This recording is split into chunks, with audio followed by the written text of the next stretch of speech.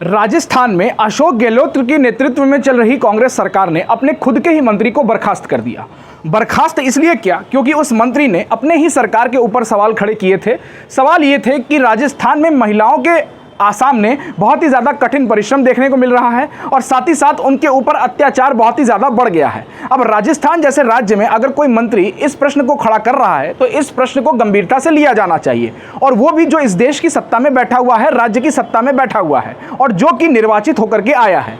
इन सबको किनारे रखिए, एक मिनट के लिए भारतीय राष्ट्रीय कांग्रेस की बात करते हैं। जब भारतीय राष्ट्रीय कांग्रेस यानी कि इस देश में ये पूरा देश जब स्वतंत्रता का आंदोलन लड़ रहा था, भारत को स्वतंत्र कराने के लिए इस देश के तमाम नेता एक ही मंच पर जब खड़े होते नजर आते थे तो इस देश के तमाम ऐसे नेता थे जिनके बीच में मतभेद नजर आते थे। वो मतभेद सामने भी निकल करके आते थे। उदाहरण के तौर पर आप जवाहरलाल नेहरू, सरदार पटेल को ले सकते हैं। उदाहरण के तौर पर आप गांधी और सरदार पटेल को ले सकते हैं, और उदाहरण के तौर पर आप गांधी और भीमराव अंबेडकर को भी ले सकते हैं। अब इस सबके बीच में आप इस चीज को केंद्र में रखिए और सोचिए कि जब इस देश में स्वतंत्रता आंदोलन अपने चरम पे था तो मतभेद भी हुआ करते थे, लेकिन इन मतभेद के बीच में सबसे ज़्यादा जो केंद्र में रहने वाली चीज़ थी, उन सबके लिए सिर्फ एक ही चीज़ ज़रूरी थी कि इस देश को किसी भी तरह आज़ाद कराना है और बीच में और कुछ भी नहीं आएगा। मतभेद होते थे लेकिन वो विचारों के मतभेद होते थे। ऐसा नहीं होता था कि जब इस देश में कोई भी व्यक्ति कोई भी विरोध करता था तो उसको ये कह दिया जाता था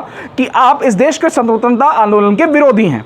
उदाहरण के तौर पे आप 1947 को भी ले सकते हैं कि जब ये देश आज़ाद हो रहा था तो इस देश में तमाम ऐसी विचारधारा हैं जो कि लेफ्टिस्ट कम्युनिस्ट कही जाती है। उन्होंने कह दिया था कि ये देश पूर्ण रूप से आज़ाद नहीं हो रहा है, लेकिन उसके बावजूद भी गांधी ने कोई भी प्रकार का प्रश्न चिन्ह खड़ा नहीं किया था।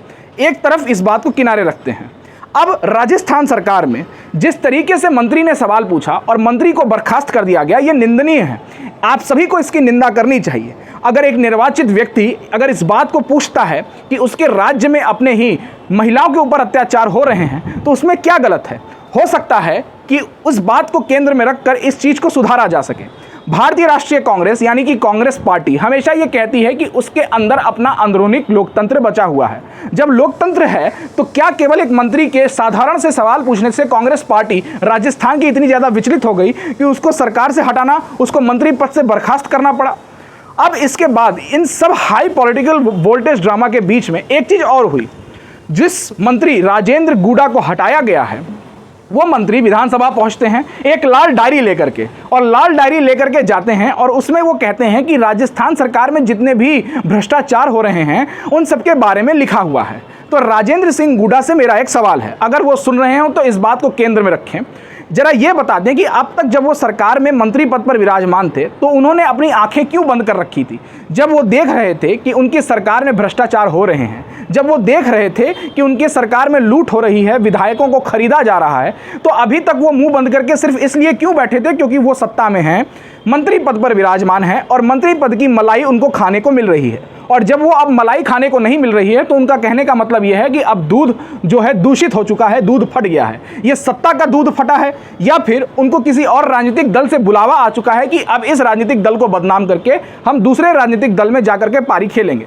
ये बहुत आम बात है, राजनीति में ऐसी चीज़ें देखने को मिलती हैं, उतार चढ़ाव स्वाभाविक है। राजेंद्र सिंह गुडा को यह भी बताना चाहिए कि उन्होंने अपनी राजनीतिक शुरुआत बसपा से की थी, मायावती वाली। बसपा से वो चुनाव जीतते हैं और उसके बाद वो फिर कांग्रेस में आते हैं। फिर 2018 में जब भारतीय राष्ट्रीय कांग्रेस उनको टिकट देने से मना कर देती है तो वापस वो बसपा में चले जाते हैं, चुनाव जीतते हैं और चुनाव जीतने के बाद वापस वो आकर के कांग्रेस पार्टी से मिलते हैं और कांग्रेस पार्टी उनको मंत्री बना देती है।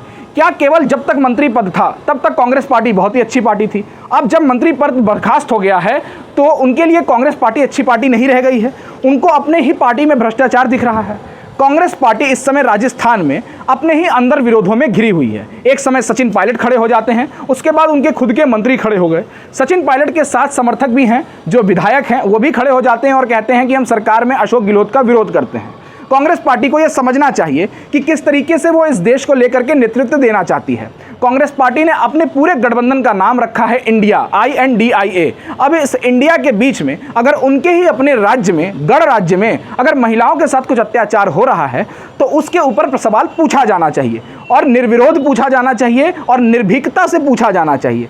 और अगर किसी भाजपा शासित राज्य में हो रहा है तो उस पर भी इस देश में भारतीय जनता पार्टी के मुखिया से ही सवाल पूछा जाना चाहिए, जो मुखिया जिस मेन तौर पर जाकर के जो चुनाव लड़ते हुए नजर आते हैं, यानी कि प्रधानमंत्री नरेंद्र मोदी।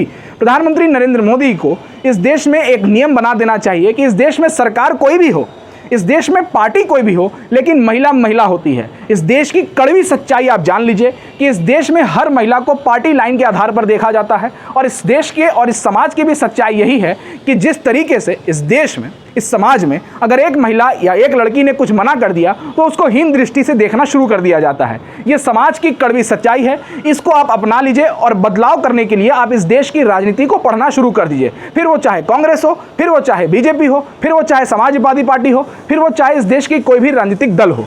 नमस्कार, मैं सुयश।